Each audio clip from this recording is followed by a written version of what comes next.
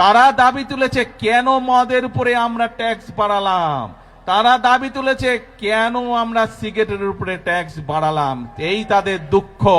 আমরা যেমন মানুষের নিত্য প্রয়োজনীয় জিনিসের ওষুধ, বিভিন্ন চিকিৎসার বিষয়ের ট্যাক্স কমিয়ে দিয়েছি যাতে সেগুলোর দাম কমে যায়, যাতে মানুষ স্বস্তিতে থাকতে পারে।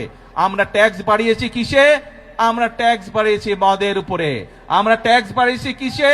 আমরা ট্যাক্স বাড়িয়েছি সিগারেটের উপরে, যা মানুষের জন্য ক্ষতিকারক।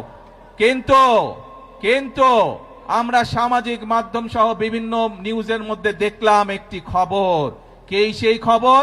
বিরোধী দল দেখলাম বলছে যে এই বাজেট তারা মানে না, গণবিরোধী বাজেট মানে না। প্রিয় ভাই বোনেরা, আপনাদের কাছে আমার প্রশ্ন, দাঁড়াও, প্রিয় ভাই বোনেরা, আপনাদের কাছে আমি প্রশ্ন রেখে যেতে চাই। যেই বাজেটে ট্যাক্স কমানো হয় সেই বাজেটও বিরোধী দল মানে না।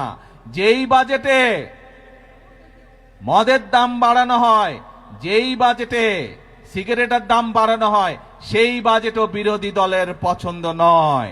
তাহলে এবার বিরোধী দলের উদ্দেশ্য বুঝতে পেরেছেন, লক্ষ্য বুঝতে পেরেছেন? তাদের লক্ষ্য বা উদ্দেশ্য দেশের মানুষের পাশে দাঁড়ানো নয়।